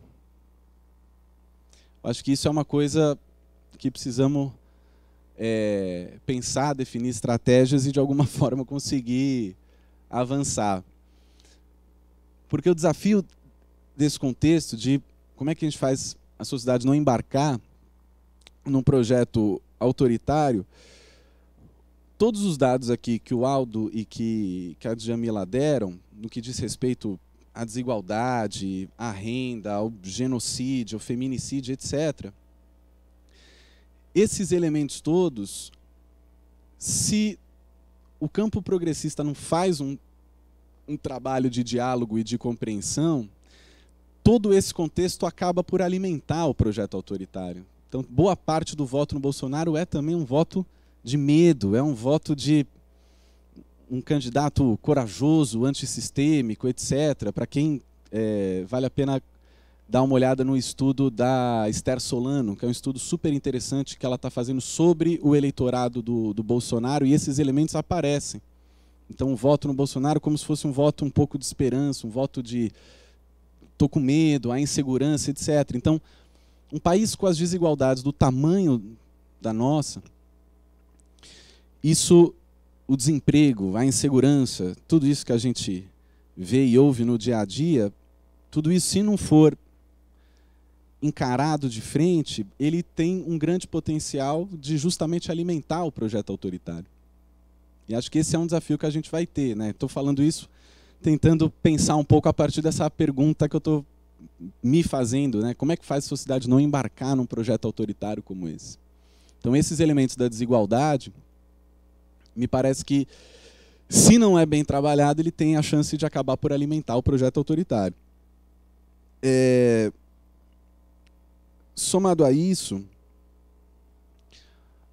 outra coisa que também, porventura, alimenta um projeto autoritário nesse novo ciclo é o ápice, talvez, que estejamos do neoliberalismo e toda a ideia de nós todos somos empreendedores de nós mesmos, somos indivíduos soltos no mundo que podemos empreender, podemos ser felizes, podemos tudo nesse planeta, mas perde-se completamente a noção de sociedade, relações sociais, etc. Né? O Ashley Mabembe, que a Djamila citou já, ele fala num artigo do ano passado que o século XXI entra num momento que é a difamação das virtudes humanas. Então, a ideia de que todas as virtudes, do ponto de vista da compaixão, a solidariedade, a fraternidade, entram nesse processo que é um processo de difamação. Então, se você está junto de algum movimento social, é porque você tem algum interesse, é porque você está ganhando com isso, é porque você vai tirar algum proveito. Se você está fazendo a luta por algum determinado tema, é porque você, na verdade, está querendo o privilégio, você está querendo, na verdade, ganhar alguma coisa em cima. Então, perde-se completamente a noção das virtudes humanas do ponto de vista da compaixão, da solidariedade, da fraternidade e assim por diante. Então, esse contexto de ápice do neoliberalismo também corrobora no sentido do fortalecimento de um projeto também autoritário, nesse contexto de talvez aí a abertura de um ciclo autoritário no Brasil. E aí, um outro elemento também que me preocupa, que é, em alguma medida, pelo que a gente, enfim, pelo que você ouve na rua, pelo que você vê na internet e etc., a sensação que dá é que, com o avanço do debate relacionado, enfim, a políticas afirmativas, todo esse fortalecimento do debate do feminismo, da negritude, tudo isso que a Djamila colocou aqui, a sensação, não sei o que você acha, Djamila, mas a sensação que às vezes eu fico é que as elites perderam a identidade com o mundo por conta desse afloramento que a gente tem tido de todas essas lutas. Não sei se eu estou correto, mas no sentido de que é como se tivesse perdido a identidade que tinha no mundo, que era, como você disse, né, do homem branco, né? Então você perde a identidade com o mundo e entra num ciclo de desconfiança completa do mundo, e num momento de desconfiança completa do mundo, você deposita a sua esperança em qualquer coisa que possa manter os teus privilégios, mesmo que essa coisa seja um projeto absolutamente autoritário e desumano. Então, na verdade, estou querendo elencar alguns elementos aqui que podem corroborar com esse projeto autoritário. Não sei se você acha que faz sentido isso, mas, enfim, tenho pensado um pouco nisso. E, para finalizar aqui, o meu tempo já se encerrou, essa abertura de um ciclo autoritário no Brasil, eu acho que coloca um pouco a política como sobrevivência. Então, a única forma da sobrevivência humana vai se dar por meio da política. Não tem como ser de outra maneira. A luta e a política como sobrevivência. Já é assim, mas me parece que me chama a atenção que talvez haja certo alargamento desse processo, desse conceito, num contexto de ciclo autoritário. E essa disputa, ela, de alguma forma, vai se colocar num campo altamente violento, altamente autoritário, altamente perigoso, e a capacidade de comunicar, de falar, de, enfim, abarcar, eu acho que isso que a Djamila colocou aqui, de alguma forma, ajuda a gente a entender o que está acontecendo e ajuda a gente, eu inclusive como homem branco, me ajuda a entender o meu lugar na sociedade. Então isso é muito importante para que todos esses elementos aqui que eu estou elencando não colaborem para que esse ciclo autoritário que nós talvez estejamos entrando, ele se faça enquanto projeto de nação. Então, acho que o desafio vai ser justamente essa capacidade nossa de dialogar e de conversar com a parcela da população que vai ser já é a principal vítima e continuará sendo de maneira mais hostil a principal vítima desse ciclo autoritário que talvez nós estejamos entrando, independente de quem ganhe as eleições.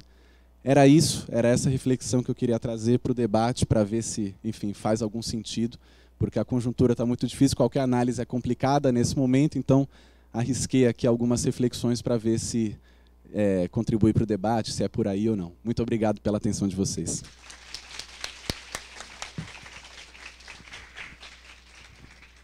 Obrigado, Américo. Agora vamos fazer o seguinte, vamos fazer 2 ou 3 rodadas de perguntas, e cada rodada vai ter 3 perguntadores. Agora eu proponho o seguinte, quer dizer, quando a pessoa for falar, fale o nome, em primeiro lugar, e, em segundo lugar, tente ser sucinto e formular apenas a pergunta, para que, enfim, aproveitemos principalmente a presença aqui da Djamila e do Américo, e vocês podem fazer perguntas para a mesa ou para cada palestrante individual. O Paulo vai operacionalizar outro microfone ou tem que ser esse? Então, quem quiser se inscrever, pode se inscrever.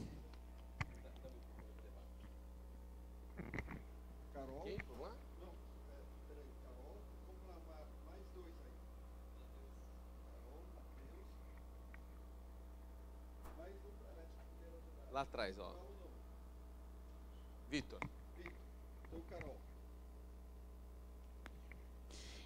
Boa noite, meu nome é Carolina Oliveira, sou estudante de Sociologia e Política aqui da FESP.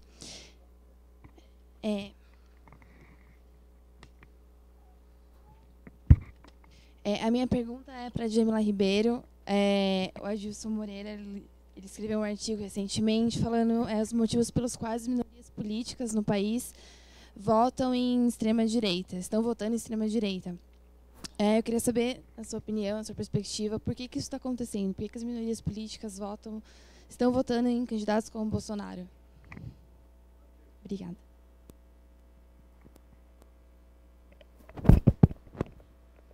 Opa, boa noite. Sou o Matheus, estudante da FESP, Ciências Sociais. E a minha pergunta é para a Djamila. Eu estou desenvolvendo trabalho sobre masculinidade negra aqui na faculdade. E eu queria fazer uma pergunta. O homem negro como hegemônico e subalterno, né? Como que se é colocado ele na posição do patriarcado? Porque, como a gente vê, né? O homem negro sofrendo opressões e tal.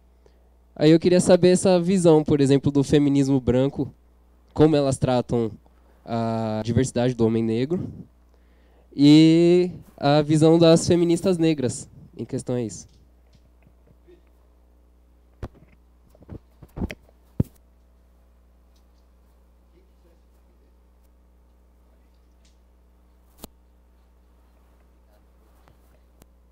Boa noite, meu nome é Vitor, eu sou estudante aqui da FESP. Eu cheguei agora há pouco, né, uns 20 minutos, eu só consegui ver a última palestra, a última fala, e eu tenho alguma ressalva em relação ao que você falou sobre a sociedade embarcar nesse autoritarismo. Eu acho que eu reformularia um pouco essa pergunta, como fazer com que a sociedade desembarque desse autoritarismo? Na verdade, é uma coisa que sempre esteve presente e escondida na sociedade. Então, questões como racismo, opressão às mulheres, aos LGBT e tudo mais, ela esteve sempre invisível perante a sociedade antes de 2013. Então, a partir de 2013, que aconteceu as manifestações, depois as eleições e toda essa polarização, essas questões vieram à tona e elas mostraram a imaturidade da sociedade com relação à democracia. Então, acho que, para mim, só veio à tona ao invés de a sociedade, de repente, embarcar no autoritarismo. Acho que essa é a questão que eu coloco aqui.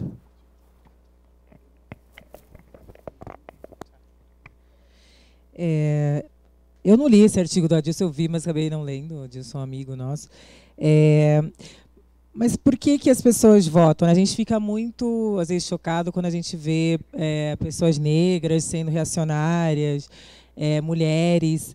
e a gente não se choca quando homens brancos são reacionários o tempo inteiro, né? Então, por que a gente se choca com o Fernando Feriado, mas a gente não se choca com o Tuma Júnior, sabe? Que está aí, que é herdeiro do escravismo, está aí na capitania hereditária. Então, a gente pensa que, porque a pessoa é negra, naturalmente, ela entende a sua condição de oprimida.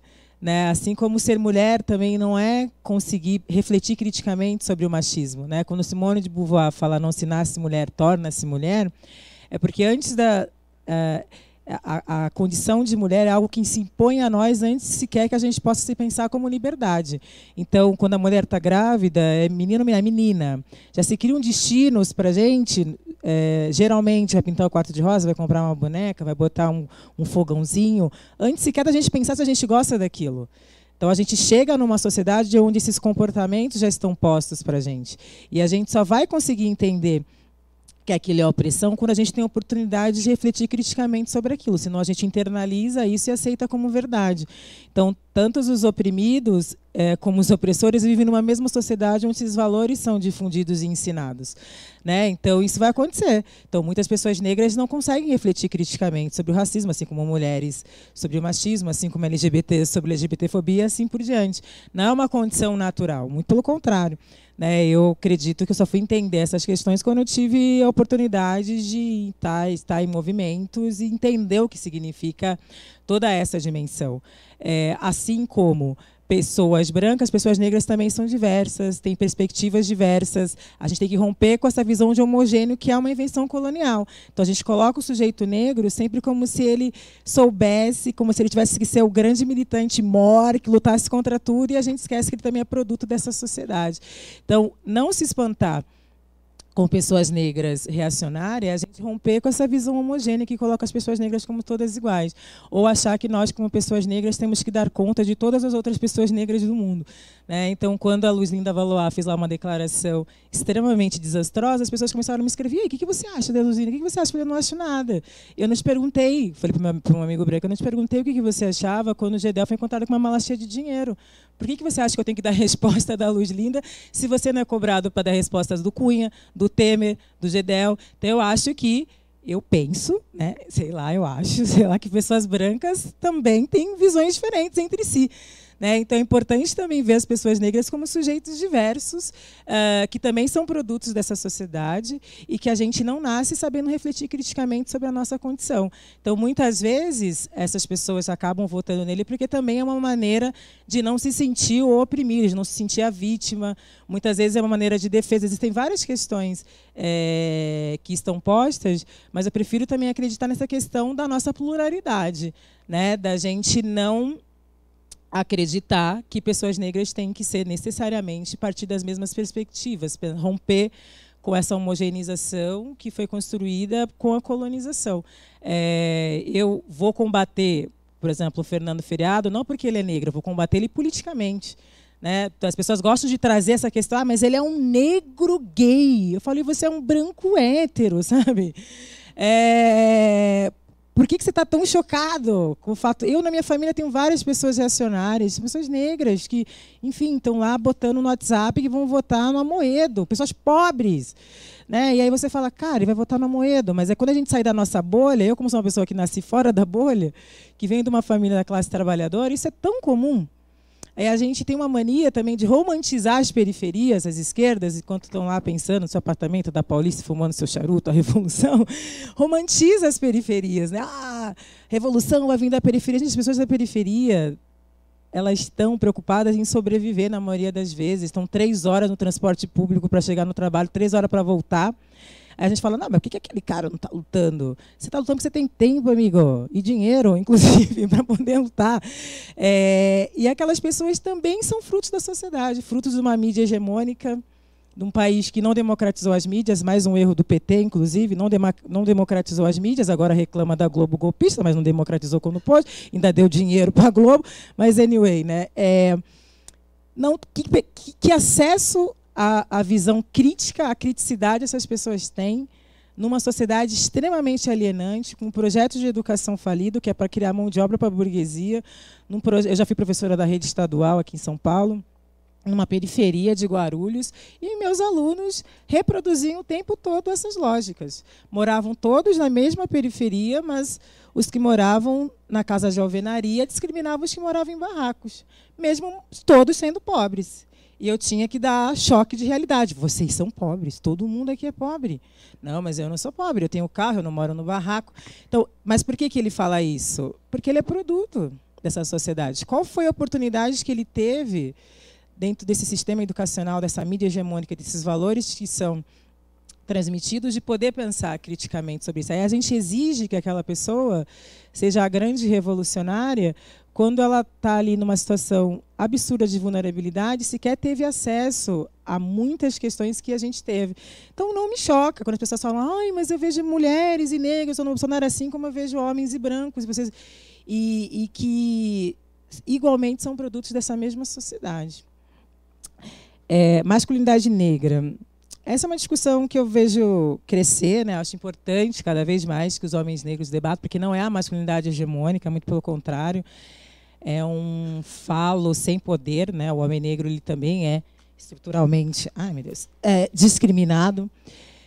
Acontece, a Bell Hooks, que é uma feminista negra, faz um estudo muito importante de masculinidade. Não sei se você já teve a oportunidade de ler. As feministas negras debatem essa questão, porque é mais fácil para a mulher branca se distanciar do homem branco, porque o homem branco está lá no topo.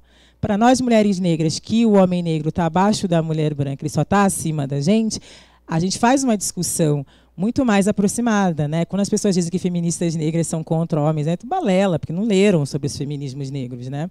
E existem pessoas que falam isso, eu vejo. Precisam estudar.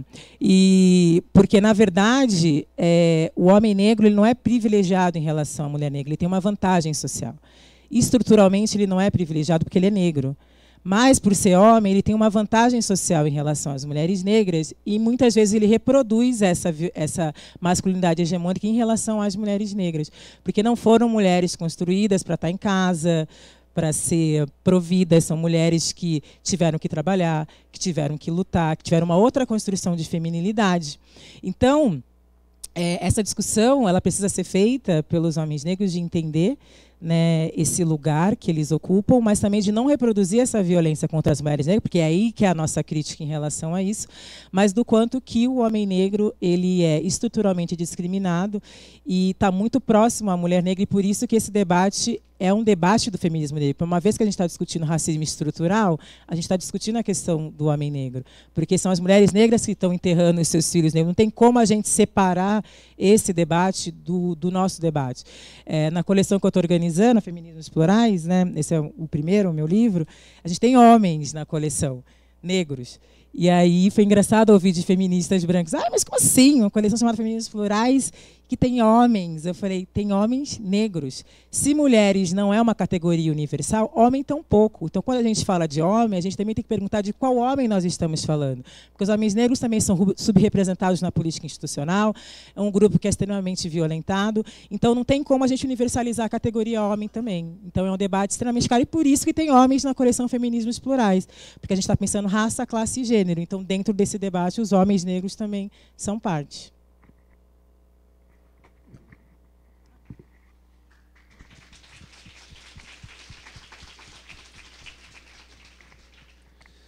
Não, só concordando com o que... Seu nome, como é que você chama? Vitor. Concordando com o que o Vitor falou. Acho que é isso mesmo, Vitor. Eu trouxe algumas ideias um pouco tentando tatear alguma possibilidade aqui de contribuir para o debate, e trouxe de maneira bem franca e bem aberta, e acho que seu comentário, acho que fiquei pensando aqui, mas acho que você está correto, né? Talvez a questão não seja tanto o que fazer para a sociedade não embarcar, mas o que fazer para a sociedade desembarcar. Acho que faz todo sentido no sua contribuição. Obrigado. Não tem ninguém inscrito. Podemos encerrar? Qual é o teu nome? Jéssica.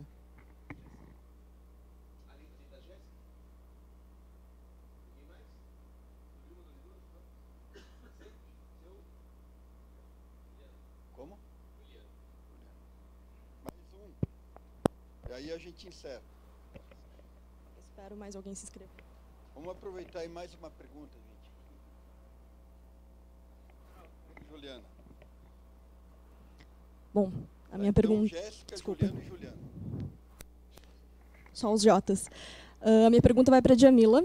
Eu queria realmente ter uma dúvida muito grande em relação a isso. Os asiáticos, os descendentes de japoneses, de asiáticos de modo geral, mas os japoneses, né, sempre foram vistos como uma minoria modelo, e por isso muitos japoneses se veem como brancos e se encontram mais à direita e acham que não participam desse movimento, né?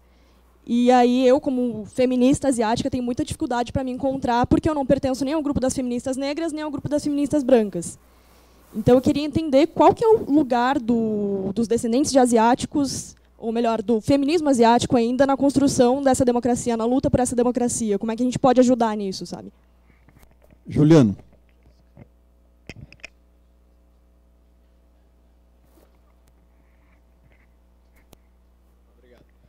Eu sou Juliano, estudo o curso de Mídia, Política e Sociedade, de pós-graduação. Minha pergunta é para a mesa inteira, na verdade, quem se sentir mais confortável. Pensando numa fala do Safatli que eu vi hoje, que saiu no canal da Boitempo, de que, enfim, onde ele pontuava a falta de... a incapacidade da esquerda de radicalizar, e isso somado à agenda do neoliberalismo que, para o bem ou para o mal, nunca embarcou de vez no Brasil, levou essa radicalização à direita. E pensando numa pesquisa de voto que saiu agora para o Congresso, que não lembro se foi pela Infomoney ou pelo Valor, algum veículo bem comunista, assim, que a tendência de que o PT se torne a maior bancada, porque o MDB e o PSDB terão as bancadas reduzidas menos do que o PT, então o PT vai ter a maior bancada, em contrapartida o PSL tende a dobrar a bancada dele. Então, pensando nesse pêndulo, nesse movimento de radicalização, se, uma vez que nós fomos incapazes de radicalizar quando estivermos no poder, se talvez a radicalização à direita não nos induza, vindo agora a vitória do Haddad nas urnas, e não nos induza essa radicalização, de que a gente compreenda de uma vez que a institucionalidade em um país onde as instituições são todas fracas não seja o caminho certo. Essa. Juliana. Boa noite, eu sou a Juliana, eu sou estudante da FESP. Eu queria perguntar para o professor Aldo sobre a questão das manifestações, a importância das manifestações. A gente vai ter um ato agora, sábado, e também reforçar um pouco do que a Djamila tinha falado sobre a questão da consciência de classe, que eu acho que isso desune muito os movimentos, tanto movimentos negros quanto movimentos LGBT e etc. Mas a pergunta é... Bom, então, agora eu acho que a gente pode encerrar, né? Começamos pelo Américo, aí passa pela Djamila e eu falo por último.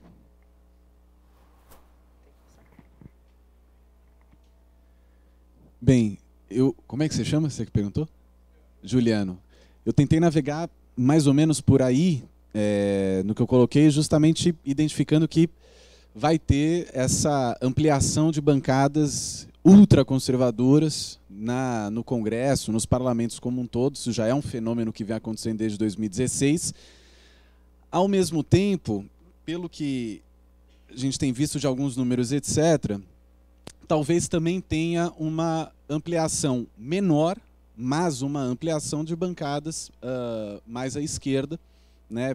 Fundamentalmente PT, PSOL, PCdoB, etc. Agora,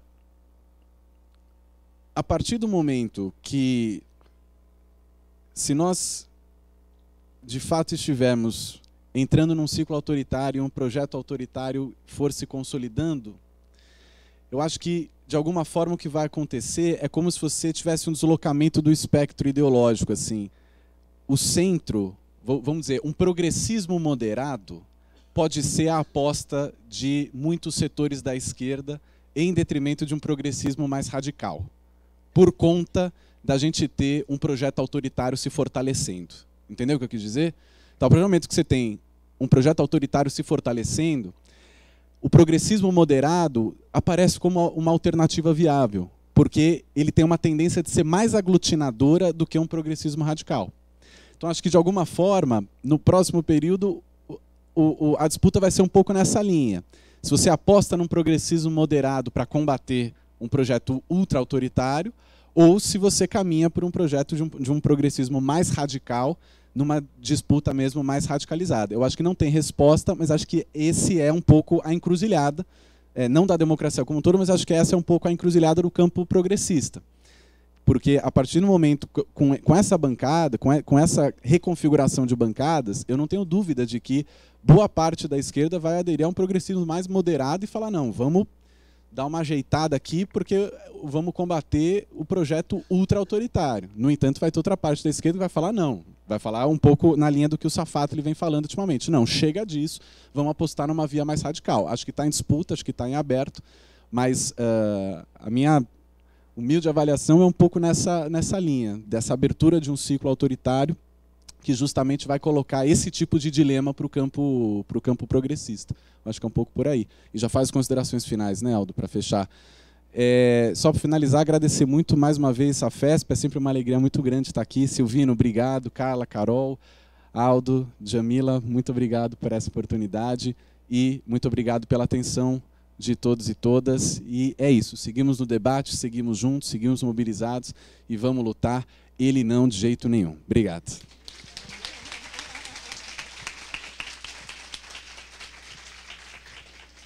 Sobre o feminismo asiático. Eu confesso a minha ignorância mesmo. Eu conheço um estudo só da Laís Mila, que a gente estudou juntas na Unifesp, que ela está fazendo um debate sobre feminismo asiático interseccional. A gente está até conversando para ela escrever um livro para a coleção, porque eu preciso aprender mesmo. Mas, de fato, porque como as populações asiáticas no Brasil, geralmente eles sofrem com estereótipos positivos, né, que é diferente da gente, que é estereótipos negativos, mas que não deixam de ser estereótipos que também fixam e apreendem, né, a humanidade. Então, é bom de exatas, né? Então, pessoas asiáticas logo são. Também existem todas umas construções que são estereotipadas, mas é que um estereótipo considerado positivo, mas também que não deixa de ser ruim. Então, muitas vezes, porque no Brasil, porque é bom falar que é a nossa realidade brasileira. Então, no Brasil, as pessoas asiáticas estão mais próximas do padrão das pessoas brancas, então acabam não se entendendo, não são discriminadas pela sua cor da pele,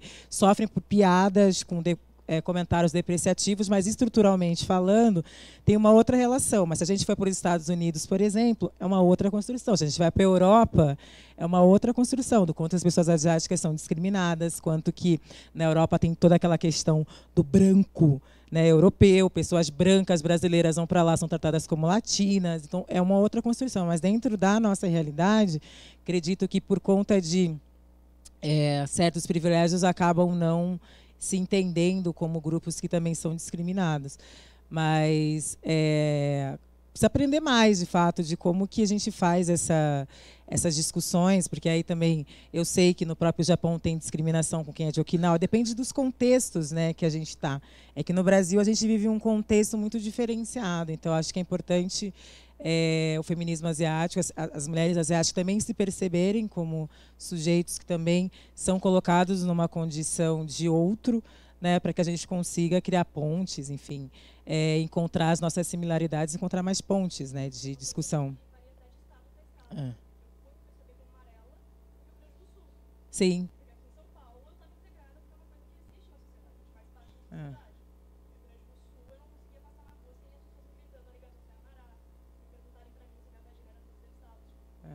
Porque no Sul, inclusive, pessoas brancas, que são brancas aqui, no Sul, às vezes não são. Porque tem uma questão, até dentro do próprio Brasil mesmo, regional, muito grande, de quanto que ser negro no Sul é muito mais complicado do que ser negro é complicado em todos os estados brasileiros, né? Mas no Sul tem uma outra questão, né? Então, até próprio o Brasil tem dimensões continentais, assim como ser negro no Norte, as mulheres negras amazônicas é uma outra construção de negritude também, que para nós muitas vezes não, mas não é negra, é indígena, e que para lá elas têm uma outras construções. Mas eu acho que essas pontes, né, que a gente precisa fazer, esse despertar de consciência, que a gente entender que a gente está mais próximas do que afastadas, talvez. E aí eu queria dizer que eu não concordo só com essa questão de que a consciência de classe desune, né, os movimentos feministas, negros, LGBT, senão isso seria assumir que só os homens brancos têm consciência de classe, né? Então eu acho que é entender que a sociedade já é dividida, né? Racismo opressão de classe e sexismo já dividem a sociedade, né? Colocando homens brancos no topo, mulheres negras na base. Quando a gente fala da importância de discutir certos temas, é justamente para combater uma divisão que já está posta, né? Uma desunião que já está dada, né? E entender que, enquanto movimentos feministas, negros, eu tenho muito problema quando a gente quer uma unidade de pensamento. Por que a gente tem que ter uma tentação de universalidade? A gente tem que pensar como é que a gente interliga nossas lutas, como é que a gente luta por um mesmo ideal, mas talvez por diferentes perspectivas. Por que a gente tem que... me incomoda um pouco isso de unidade, porque toda uma unidade também prevê uma homogeneização. Acho que é importante a gente ter consciência das opressões que a gente vive, isso é fato, mas culpar os grupos que estão aí lutando, que eles não têm consciência de classe, quando na verdade muitos têm, quando na verdade o que a gente está tentando é fazer com que as pessoas reflitam criticamente, eu acho um pouco perigoso.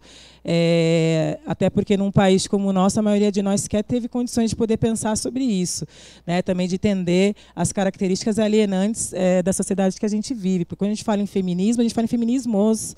Existem várias vertentes. Se a gente pensar a teoria feminista, então a teoria radical, tem as feministas marxistas, as psicanalistas, as lacanianas, tem uma série de vertentes, não é um movimento homogêneo, assim como os movimentos negros não são homogêneos, assim como a LGBT não são. Eu acho que o que a gente precisa entender é que não dá para pensar essas opressões de maneira separadas, não dá para eleger qual opressão é mais importante quando essas três opressões estruturam a sociedade brasileira. Mas eu acho um pouco complicado atribuir aos grupos discriminados uma pretensa desunião, como se o outro grupo na sociedade fosse unido e partisse das mesmas perspectivas. Diferentes perspectivas existem em todos os grupos. E, para finalizar, queria agradecer mais uma vez o convite. Estou bem feliz de estar aqui. Agradecer ao professor Aldo, que vive me dando indireta, porque eu não respondo ele no WhatsApp. Ficou me dando altas alfinetadas aqui antes de começar. O Américo, que já conhecia ele através de uma amiga, agora tenho o prazer de conhecer pessoalmente. A professora Carol, a todos e todas que estão nos ouvindo aqui numa quinta-feira à noite. Obrigada.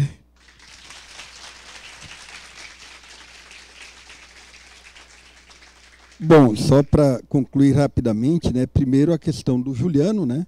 Por que no Brasil não se radicaliza? Eu acho que tem um problema que talvez seja maior do que a radicalização, que é o problema da organização. As forças sociais, populares e de esquerda e progressistas não são capazes de se organizar.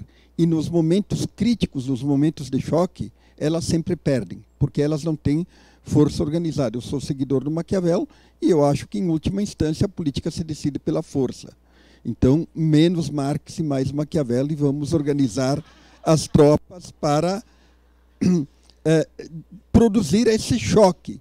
Sem produzir esse choque, sem capacidade de resistência, não há como produzir um avanço da democracia e conquistar direitos. Esse que é o fato.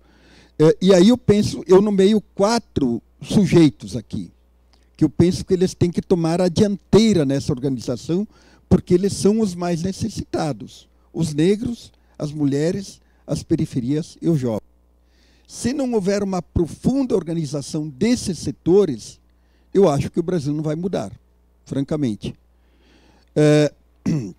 A outra questão, quer dizer, envolve essa questão da direita e da esquerda. Eu penso que na América Latina, incluindo o Brasil, a centro-esquerda fracassou e a centro-direita, os liberais também fracassaram. Essa é uma realidade generalizada na América Latina. Quer dizer, também a esquerda está indo para uma posição de força, por exemplo, na Venezuela e na Nicarágua, que são regimes complicadíssimos hoje. E aí você vê, quer dizer, com o fracasso. Por que eu digo que houve um fracasso? Porque nem os governos neoliberais ou liberais conseguiram resolver os problemas fundamentais e nem os governos de esquerda ou de centro-esquerda conseguiram, digamos assim, resolver os problemas fundamentais. E isso tende a produzir 2 polos diferentes, um polo de direita e um polo mais à esquerda. Agora, esse polo mais à esquerda ele vai se constituir se esses setores se organizarem e se criar a consciência, que foi falada aqui pela Djamila, pelo Américo, por mim também, de que não existe democracia no Brasil. Quer dizer, ou você cria essa consciência, essa visão, ou a gente fica refém desses processos conservadores. E quanto à questão da Juliana, eu vejo o seguinte: manifestações de rua, todo apoio, todo apoio. Eu fui em quase todas as manifestações. Quando eu era diretor aqui, eu liberava, ia com eles para a Avenida Paulista. O problema é que eu fui constatando que eles eram piqueniques cívicos. Eu acho que manifestação não pode ser piquenique cívico, porque eles se tornam contraproducentes. Tem que haver formas diferentes de manifestação. Por exemplo, os caminhoneiros teleguiados pela direita produziram um choque no país. Por que a esquerda não produz um choque também? Formas de manifestação que sejam um choque. Então, essa questão ela tem que ser resolvida. Temos que superar o piquenique cívico. E, para terminar, eu quero agradecer principalmente o Américo, a Djamila, que eu acho que trouxeram contribuições importantes, o Paulo, a Carla, a Carol, que ajudaram a organizar esse seminário, os monitores, como o Paulo bem falou, né, aqui, que eu acho que a gente tem que valorizar sempre esse pessoal que também fica invisível e anônimo. Quero agradecer todos vocês que vieram aqui. Eu penso o seguinte, quer dizer, a última mensagem: nós vivemos numa sociedade na qual milhões e milhões de pessoas não têm destino, porque elas são incapazes, pelas suas condições materiais, de se darem um destino. Como vamos fazer que essas pessoas sejam capazes de se dar um destino? Fica essa reflexão, e eu penso que vocês têm que sentir um desconforto na alma, um desconforto no espírito, para sair de uma posição cômoda que muitas vezes todos nós nos encontramos. Obrigado.